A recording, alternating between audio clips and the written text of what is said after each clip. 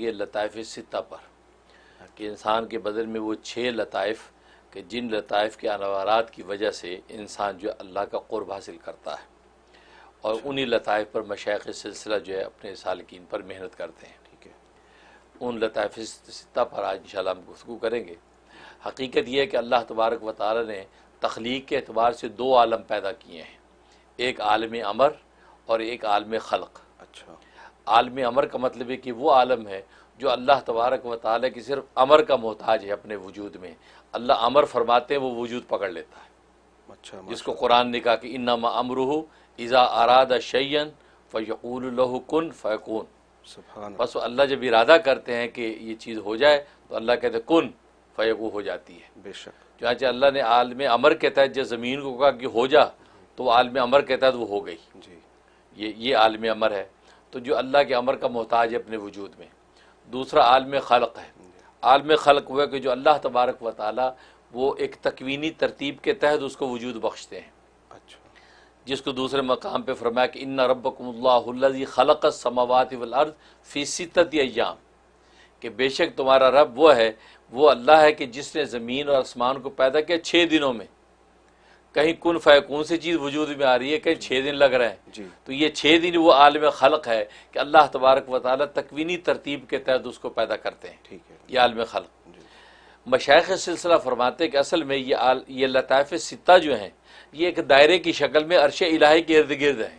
اچھا، اس دائرے کا اوپر کا آدھا حصہ وہ عالم امر ہے، اور نیچے کا آدھا حصہ دائرے کا جو عالم خلق ہے۔ اچھا، ہاں، تو ان 2 عالم امر اور عالم امر کے تحت یہ دنیا کا نظام اللہ تبارک و تعالی چلاتے ہیں، کہ یہ عالم خلق امر کو ظاہر کرتے ہیں، کہ عالم خلق کو ظاہر کرتے ہیں۔ اور یہ لطائف ستہ جو ہے وہ گویا کہ دائرے کی شکل میں عرش الہی کے گرد گرد ہوتے ہیں، جی، اور لطائف ستہ پر مشائخ سلسلہ محنت کرتے ہیں۔ اور یہ لطائف ستہ کیا ہیں؟ اصل میں انسان کے بدن میں اللہ تبارک و تعالی نے 6 مقامات ایسے رکھے جو اللہ کے نور سے بھرے ہوئے ہیں، نور سے پورے ہیں، بس اس نور کو جو ہے جلا بخشنی ہے، اس کو روشن کرنا ہے۔ ایسی جیسے ماچس کی تیلی میں آگ بھری ہوئی ہے، اس کو رگڑا لگانا ہے تو وہ جل پڑتی ہے، تو گویا کہ وہ مسالے گویا کہ نور کے موجود ہیں، اب ان کو بھڑکانا ہے۔ اس بھڑکانے کی جو محنت ہوتی ہے وہ شیخ کرتا ہے اپنی مرید پر، اور لطائف ستہ کے جو انوارات بھڑک اٹھتے ہیں۔ ان میں سے پہلا جو لطیفہ ہے وہ لطیفہ قلب ہے۔ لطیفہ قلب جو الٹی پستان سے 2 انگل نیچے، یہ اس کا مقام ہے لطیفہ قلب، دل کا لطیفہ ہے۔ اس کا رنگ جو سرخ ہوتا ہے، یہ جو نور ہے سرخ رنگ کا نور ہوتا ہے، کبھی بھی انسان کو ریاضات و مجاہدہ مکاشفات میں سرخ رنگ کے نور کی شکل میں ظاہر ہوتا ہے۔ دوسرا لطیفہ روح ہے۔ لطیفہ روحی جو ہے یہ سیدھے پستان کے 2 انگل نیچے، وہاں اس کا مقام ہے۔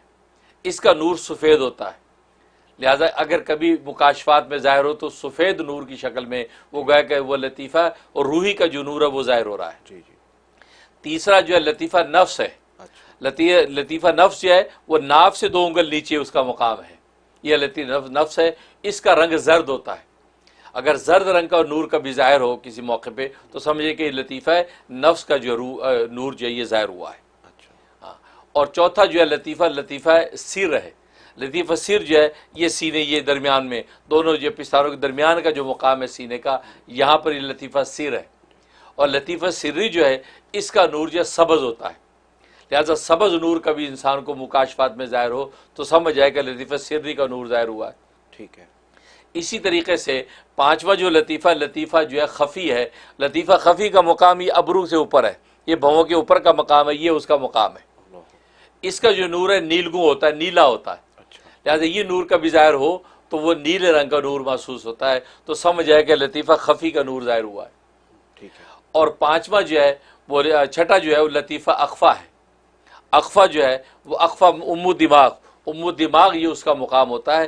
اس کا نور سیاہ ہوتا ہے، اچھا، سیاہ نور ہوتا ہے، جیسے بیت اللہ کا جو ہے غلاف سیاہ ہے، اس سیاہی کے اندر جو کشش ہے، جو انوار ہیں، اس کی کوئی نظیر نہیں ہے۔ بالکل اسی طرح کہ یہ جو نور ہے سیاہ، لیکن ایسا نور ہے کہ یہ اگر کبھی منکشف ہو سیاہی میں تو بڑے بڑے نور اس کے سامنے ماند پڑ جائیں، ایسا یہ نور ہوتا ہے۔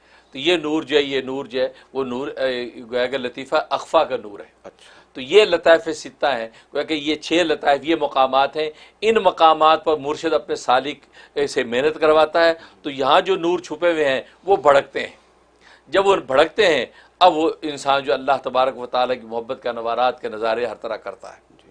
اور عجیب بات یہ کہ اللہ تبارک و تعالیٰ نے یہ ہر نور اور ہر لطیفے کے ساتھ جو ہے اس کے ایک ولایت کا مقام رکھا ہے۔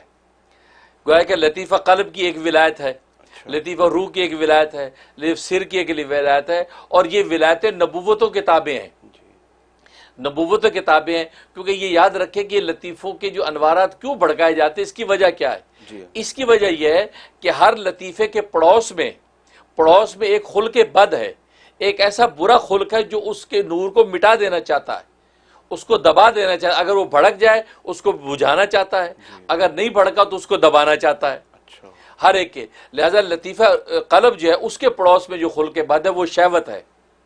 شہوت کا جو خلق بد ہے، یہ خلق ضمیم جو ہے یہ چاہتا ہے کہ وہ نور بھڑکے ہی نہ، اگر بھڑک جائے تو اس کو بجھائے، تو شہوت اس پہ غالب آنے کی کوشش کرتی ہے۔ اب وہ شیخ اور مرشد جو ہوتا ہے وہ شہوت کو توڑ کے اس کے اثر کو ختم کرتا ہے اور اس کو بھڑکاتا ہے۔ بالکل ایسی ہے جیسے آپ جب چولہے میں آگ جلاتے ہیں تو آگ کو ہوا سے بچاتے ہیں، تب ہوا سے بچا کے اب آگ جلاتے تو بھڑکتی ہے۔ بالکل اسی طریقے سے پیر و مرشد جب وہ ایسے مجاہدات ضربے لگواتا ہے کہ وہ خلق بد کا اثر اس پر غالب نہ ہو اور وہ چیز بھڑک اٹھے، تو لطیفہ قلب کے جو پڑوس پہ جو نور ہے، وہ جو پڑوس پہ جو خلق بد ہے وہ شہوت ہے جو اس کو بجھاتا ہے۔ اور لطیفہ روحی جو ہے، لطیفہ روحی کے پڑوس کے اندر جو ہے وہ جو خلق ہے وہ غیظ و غضب ہے، غصہ، غیظ و غضب۔ تو یہ غصہ جو یہ ایسے کا خلق بد ہے جو لطیفہ روحی کو مٹانا چاہتا ہے، دبانا چاہتا ہے۔ تو لہذا پیر و مرشد جب محنت کرواتا ہے اس کا مقصد یہ ہے کہ اس کو دبا کے وہ اس کے نور کو بھڑکا دے۔ اور تیسرا لطیفہ نفس جو ہے، لطیفہ نفس کے پڑوس کے اندر جو ہے جنسی شہوت انسان کی جو ہے اس کے پڑوس میں ہے، وہ جنسی شہوت جو اس کے اوپر غالب آنا چاہتی ہے، لیکن وہ ایسے مجاہدات کرواتے ہیں کہ وہ اس کو توڑ کے اور اس کو جو ہے وہ ایک عفت اور پاکدامنی کی طرف لے کے جاتا ہے۔ چوتھا جو ہے لطیفہ جو ہے سر، لطیفہ سری جو ہے اس کے پڑوس کے اندر جو ہے وہ ہرس ہے، ہرس، انسان حریص ہو جاتا ہے، لالچ۔ تو ہرس اور لالچ اس کے انوارات کو دبانا چاہتی ہے یا اس کو بھڑکنے نہیں دینا چاہتی، تو پیر و مرشد پھر اس کے زور کو توڑ کے اس کے نور کو بھڑکاتا ہے۔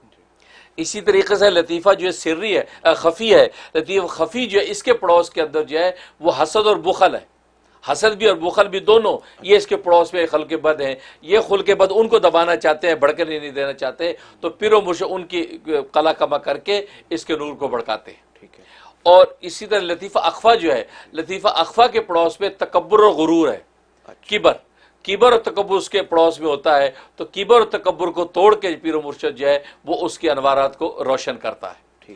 تو دیکھو ہر ایک کی انوارات کو روشن کرنا اس لیے ضروری ہے، ان کے پڑوس میں ایک خلق بد ہے جو اپنا اثر اس پہ ڈالتا ہے، اور اگر کسی اس کو روشن نہیں کیا، یہاں تک کہ خلق بد اتنا غالب آیا کہ اس کی اصل نور کی صلاحیت ہی ختم ہو گئی، تو انسان جو ہے وہ خاسر دنیا والآخرہ ہو جاتا ہے، وہ پھر گمراہی کے اس گڑھے پہ پہنچ جاتا ہے کہ ختم اللہ علی قلوبہم وعلی سمعہم وعلی ابصارہم غشاوہ، اللہ مہر لگا دیتا ہے کہ اب اس کے اندر وہ گویا کہ ماچس کی تیلی والی نور کی صلاحیت بھی باقی نہیں رہی ہے، کیونکہ مسالے مٹ چکا ہے، کیونکہ خلق بد اس پہ غالب آ گیا، اب اس کو ہدایت نہیں ملتی، مہر لگ جاتی۔ اب عجیب بات یہ کہ اللہ تبارک و تعالی نبوت ولایت نبوت کے تابع کی ہیں، تو پہلا جو ہے کہ یہ جو 5 نور ہیں، 5 نور عالم امر میں سے ہیں۔ لطیفہ نفس جو ہے یہ عالم خلق میں سے ہے، اچھا، باقی جو 5 نور ہے یہ عالم امر میں سے ہیں۔ اب ہر عالم امر کے تحت اللہ نے ایک ولایت کا مقام رکھا ہے، اور ہر ولایت کسی نہ کسی نبی کے زیر قدم رکھی ہے۔ لہذا یہ لطیفہ قلب جو ہے، لطیفہ قلب جو ہے اس کی جو ولایت ہے یہ آدم علیہ السلام کی نبوت کے زیر قدم ہے۔ اچھا، ہاں، اس لیے جو آدمی لطیفہ قلب پر محنت کر کے اس کے انوارات و منازل پا لیتا ہے تو اس کو آدمی المشرب کہتے ہیں، کہ آدم علیہ السلام کی نبوت کا فیض گویا کہ اس ولایت کو ملا، اور یہ آدمی المشرب ہے، اس کو آدمی المشرب کہا جاتا ہے۔ لطیفہ روحی جو ہے یہ اس کی جو ولایت ہے یہ حضرت ابراہیم علیہ السلام کے زیر قدم ہے، اور اس میں حضرت نوح علیہ السلام بھی شریک ہیں، تو دونوں نبیوں کے زیر قدم لطیفہ روحی ہے۔ جس لطیفہ روحی کے اندر جو غیظ و غضب ہے تو غیظ و غضب جو ہے دبتا اس سے، تو یہ جو ولایت وہاں سے کسب فیض کرتی ہے، اس لیے ایسے شخص کو جو اس ولایت کو پا لیتا ہے اس کو ابراہیمی المشرب کہتے ہیں، یہ ابراہیمی المشرب ہے۔ اس کے بعد جو ہے لطیفہ جو ہے وہ سر ہے، لطیفہ سر جو ہے اس کی ولایت جو ہے وہ حضرت موسیٰ علیہ السلام کی نبوت کے زیر قدم ہے۔ وہاں سے یہ کسب فیض کرتی ہے تو یہ ولایت اپنی منازل کو طے کرتی ہے. اس لیے ایسا شخص جو اس ولایت کو پا لیتا ہے تو اس کو کہا جاتا ہے یہ موسوی المشرب ہے. موسوی المشرب ہے کہ یہ اس ولایت نے کسب فیض وہاں سے کیا. اسی طریقے سے لطیفہ خفی جو ہے، یہ لطیفہ خفی کی جو ولایت ہے یہ زیر قدم ہے حضرت عیسیٰ علیہ الصلوۃ والسلام کے. حضرت عیسیٰ علیہ الصلوۃ والسلام کے زیر قدم یہ ولایت ہے. لہٰذا یہ ولایت ظاہر ہے کہ یہ حرص، یہ وہ حسد اور بخل یہ دونوں کھول کے بد ہیں، تو یہ ولایت وہاں سے کسب کرتی ہے. تو اس لیے ایسے شخص کو عیسوی المشرب کہتے ہیں. عیسوی المشرب. اور اس کے بعد جو پانچواں جو ہے وہ اخفا جو ولایت ہے، اخفا کی ولایت سب سے اعلیٰ اور عرفہ ولایت ہے. یہ جو ہے کیا ہے، یہ سرکار دو عالم صلی اللہ علیہ وسلم کی نبوت سے کسب فیض کرتی ہے. اچھا تو یہ ولایت جو ہے خاتم النبیین صلی اللہ علیہ وسلم کے زیر قدم آتی ہے. یہ ولایت جو ہے اس ولایت والے کو محمدی المشرب کہا جاتا ہے کہ یہ محمدی المشرب ہے، گویا کہ وہ اس سے کسب فیض اس نے کیا. اب دیکھو ہر نبی کی نبوت کے زیر قدم آگے ولایت ہے. اور یہ وجہ ہے کہ ایک عجیب بات محققین صوفیہ نے لکھی ہے کہ ہر دور میں اللہ تبارک و تعالی انبیاء اکرام کی تعداد کی مقدار دنیا میں ولی قائم رکھتے ہیں. اللہ اکبر. عجیب. یعنی کم و بیش 1,24,000 انبیاء ہیں تو کم و بیش 1,24,000 ولی دنیا میں موجود کسی نہ کسی شکل میں رہتے ہیں. سبحان اللہ. اب اس میں اولو العزم نبی بھی ہیں، رسول ہیں. اولو العزم انبیاء جو ان کی تعداد 313 ایک روایت کے مطابق، ایک میں 110 ہے. تو جو ٹاپ کے ولی ہیں وہ 110 یا 313 بھی رہتے ہیں. اچھا. تو گویا کہ اس طریقے سے اللہ تبارک و تعالی نے یہ نظام قدرت چلا رکھا ہے روحانیت کا کہ اس طرح کسب فیض کر کے ان انوارات کو لے کے چلتا ہے تو خدا کو پا لیتا ہے. ماشاءاللہ ماشاءاللہ. حضرت یہ تو بڑی پراسرار باتیں ہیں اور مزہ آ گیا سن کے. اور اس پروگرام کو دوبارہ دیکھیں گے تاکہ اس کو مزید سمجھ سکیں اور گریسپ کر سکیں اس اللہ